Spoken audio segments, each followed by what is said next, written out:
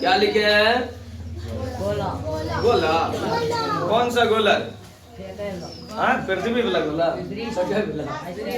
चलिए देखिए, आज हम लोग आयतन पृष्ठ क्षेत्रफल शुरुआत कर रहे हैं ना। आयतन पृष्ठ क्षेत्रफल में अलग अलग करके 2-3 गो ज्यादा से ज्यादा ज्यामितीय संरचना है जो महत्वपूर्ण है, और उसी को पहले हम फॉर्मूलाज को जानेंगे यानी सूत्र को जानेंगे, फिर हम सभी क्या सवाल से मिलेंगे। पहले सूत्र जान जाएंगे तो सवाल से मिलना एकदम आसान हो जाएगा, बहुत आसान हो जाएगा, इसीलिए क्योंकि ये सूत्र पर आधारित सवाल हमको ज्यादातर नजर आएंगे। कितना भी क्रिटिकल सवाल है, जटिल सवाल है, और उसमें सूत्र का ही प्रयोग होगा, और इसीलिए हमको सूत्र क्या रे ज्यादा जरूरी हो जाता है पहले। तो सबसे पहले क्या लिखे हैं देखिए, तो गोला। क्या लिखे हैं? गोला, स्फेयर। क्या? गोला। तो गोला का पृष्ठीय क्षेत्रफल क्या होता है? तो होता है 4πr²। क्या होता है? 4πr²। ना, वही देखिए फिर से लिखे गोला का आयतन। तो क्या होता है? 4/3πr³। 4/3πr³। याद रहना चाहिए। गोले का व्यास बोले तो 2r। गोले का व्यास 2r। r हर स्थिति में त्रिज्या को बता रहा है। किसको बता रहा है? त्रिज्या। अब गोला को करते हैं क्या? अर्ध गोला, यानी गोला को बीचे बीच आधा कर देते हैं, काट देते हैं ना, और काटने के बाद देखते हैं बनता है क्या? अर्ध गोला। क्या बन रहा है? तो अर्ध गोला का पृष्ठ क्षेत्रफल, गोला था तो 4πr², आधा हो गया तो 2πr²। क्या हो जाएगा? आधा कर दिए तो अच्छा, जब भी ध्यान से सुनो, जब भी किसी चीज को, गोल चीज को आधा करेंगे तो उसका पृष्ठीय क्षेत्रफल बट जाएगा, नहीं बटेगा। बीचे बीच काटे तो एक वक्र अलग हो गया और ऊपर में एगो अलग हो गया वृत्त, नहीं होगा रे? अरे कुछ किसी भी गोल संरचना के बीचे बीच काटो तो ऊपर एगो क्षेत्रफल बन जाएगा। तो ऊपर बन गया क्या? ये πr², और नीचे जो आधा है वो है 2πr²। तो अर्ध गोले का कुल पृष्ठ क्षेत्रफल कितना रे? 3πr²। 2πr² इसका और πr² इसका, तो दोनों मिलकर हो गया 3πr²। अर्ध गोले का आयतन, जितना पूरा गोला का आयतन 4/3πr³, उसका आधा कर दो 2/3πr³। ये हो गया गोला खत्म। गोला से रिलेटेड सारे सूत्र याद होने चाहिए, तो गोला का सारा सवाल भी क्या हो जाएगा? बन जाएगा। दूसरा क्या लिखे हैं? सिलेंडर। नहीं, सिलेंडर, बेलन। बेलन क्या लिखे हैं? बेलन। क्या लिखे हैं?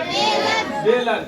बेलन का वक्र पृष्ठ क्षेत्रफल क्या होगा? 2πr²। चलो देखो, बेलन क्या है? एकदम सर्किल टाइप का रहता है, गोल रहता है, यहाँ से वहां चारों तरफ ना, क्या रहता है? सर्किल टाइप का रहता है, गोल रहता है, एक एक वृत्त में रहता है, ना रहता है। और वृत्त का परिधि क्या होता है? 2πr, और यहाँ h लंबाई तक है, इसीलिए क्या बेलन का वक्र पृष्ठ क्षेत्रफल 2πrℏ। h से गुना कर दिए उसको।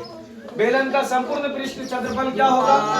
यहाँ देखो 2πr, अच्छा इधर भी πr², इधर भी πr², दो गोरा नहीं हो रहा है, तो इसीलिए क्या हो जाएगा? 2πr² और 2πrh, दोनों में कॉमन क्या आ रहा था? तो 2πr कॉमन था, तो इसीलिए ले लिए पूरा। तो बेलन का संपूर्ण पृष्ठ क्षेत्रफल 2πr × h+r। बेलन के आधार का पृष्ठ क्षेत्रफल, ये जो आधार है इसका पृष्ठ क्षेत्रफल है, ये वृत्त है तो πr²। बेलन के आधार की परिधि है, वृत्त है तो 2πr। और बेलन का आयतन क्या? πr²h। आयतन मतलब वृत्त का क्षेत्रफल गुना उसकी ऊंचाई, तो वृत्त का क्षेत्रफल πr², ऊंचाई यानी h, तो बेलन का आयतन πr²h। खोखला बेलन दे दिया तब तो πh × बड़की r, यानी जो बड़ी त्रिज्या वाला है उसका स्क्वायर घटा छोटी r स्क्वायर। खोखले गोले का वक्र पृष्ठ क्षेत्रफल 2πh × r+r। 2πr × r plus क्या? r। 2πh × r+r। अब यहाँ देखिए क्या है? ये शंकु। क्या है? शंकु। शंकु किसको कहेंगे? कौन। अरे अंग्रेजी में कौन है?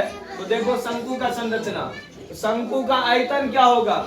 1/3πr²h। अरे 1/3πr²h। शंकु का वक्र पृष्ठ क्षेत्रफल क्या होगा?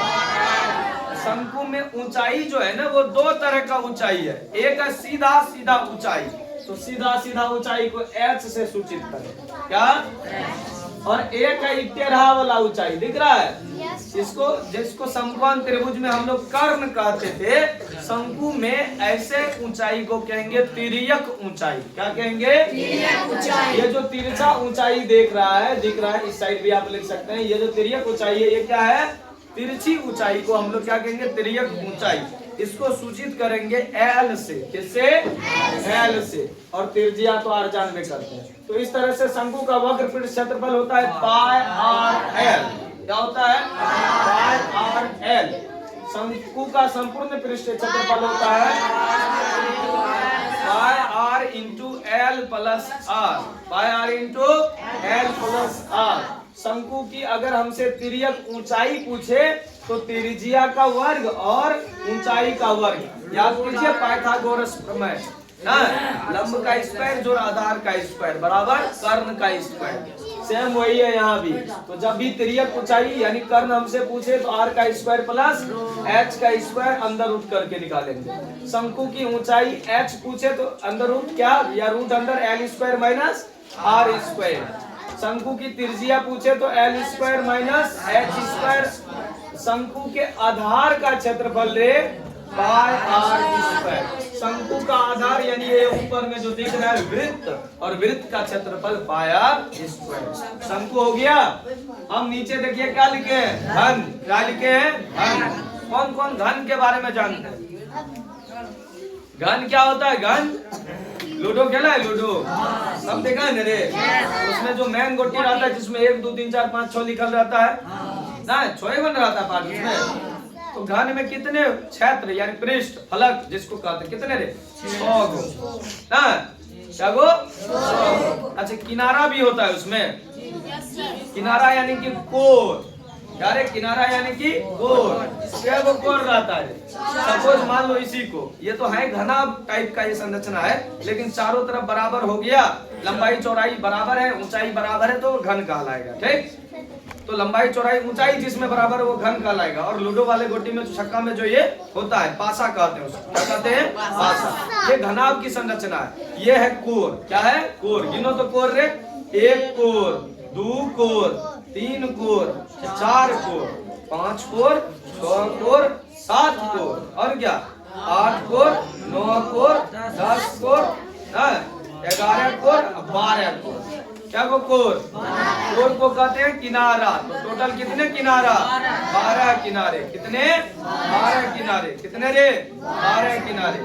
अच्छा, क्षेत्र क्या हुआ है? गिनो तो 1 2 3 4 5 6। क्या गो है? 6 गो पृष्ठ है। क्या गो? 6 गो पृष्ठ है, 6 गो क्षेत्र है। इसीलिए लिखे हैं घन का विकर्ण पूछे हमसे तो अंदर रूट 3 गुना भुजा। अंदर रूट 3 गुना घन का आयतन पूछे तो भुजा गुना भुजा गुना भुजा, यानी कि लंबाई गुना चौड़ाई गुना ऊंचाई, तीनों बराबर है तो a गुना a यानी a का क्यूब। घन का कुल पृष्ठ क्षेत्रफल पूछे तो भुजा का स्क्वायर जो वर्ग का क्षेत्रफल होता है, भुजा स्क्वायर। और यहाँ 6 गो क्षेत्रफल है यानी 6 गो पृष्ठ वर्ग जैसा है, तो इसलिए 6 गुना भुजा का स्क्वायर ना, तो 6a स्क्वायर लिख सकते हैं। घन का वक्र पृष्ठ क्षेत्रफल हमसे पूछे या 4 दीवार का क्षेत्रफल पूछे ऊपर नीचे छोड़ के, तो 4 गुना भुजा का स्क्वायर यानी 4a स्क्वायर। 4a बहुत बार पूछा है 4 दीवारी क्षेत्रफल, ठीक है ना। जैसे इस घर के चारों दीवार का क्षेत्रफल निकाल लेगा। क्यों? क्योंकि ये घर तो क्या है? घनाभ है। या चारों तरफ बराबर है तो क्या है रे? घन है। लंबाई चौड़ाई ऊंचाई बराबर है तो क्या है? घन है। ये घर का क्षेत्रफल बनेगा तो ये घनाभ से निकाल लेंगे। कैसे? इधर से कुल पृष्ठ क्षेत्रफल देखिए ना, पृष्ठ का क्षेत्रफल अलग कर दिए, विकर्ण अलग कर दिए, तो चारों दीवार का क्षेत्रफल आसानी से निकाल सकते हैं 4 गुना a स्क्वायर करके। अब है घनाभ। घनाभ क्या होता है? आयत के समान, इसमें लंबाई चौड़ाई ऊंचाई तीनों अलग अलग होगा। तो लंबाई चौड़ाई भी मिल सकता है, ऊंचाई भी मिल गया, तब तो घने हो जाएगा। तो लंबाई चौड़ाई ऊंचाई गुना कर देंगे तो क्या बन जाएगा? घनाभ का आयतन L गुना B गुना H। घनाभ का कुल पृष्ठ क्षेत्रफल 2 into LB plus BH plus HL। ठीक, यानी कि 2 इंटू लंबाई गुना चौड़ाई जोड़, चौड़ाई गुना ऊंचाई जोड़, ऊंचाई गुना लंबाई। और घनाभ का पृष्ठीय क्षेत्रफल हमसे पूछे या पार्श्व पृष्ठ क्षेत्रफल पूछे, बात बराबर है। 2h into l plus b. घनाभ का विकर्ण पूछे तो L square b square h square, तीनों को जोड़ देंगे अंदर रूट करके ना, अंदर रूट या रूट अंदर क्या, L square plus B square plus H square, यानी लंबाई का स्क्वायर चौड़ाई का स्क्वायर जोड़ यानी ऊंचाई का स्क्वायर, तीनों को जोड़ने पर वर्गमूल निकालेंगे, निकल जाएगा घनाभ का विकर्ण। विकर्ण निकालने का मतलब इधर से इधर, इधर से इसमें भी विकर्ण रहे, इधर से इधर, आसानी से क्या कर सकते हैं, निकाल सकते हैं। ये हुआ आयतन पृष्ठ क्षेत्रफल का सारा चीज जो तुमको पहले भी बता दिए थे, और बेसिक्स में ये सारा चाहिए आयतन पृष्ठ क्षेत्रफल से जुड़ा हुआ।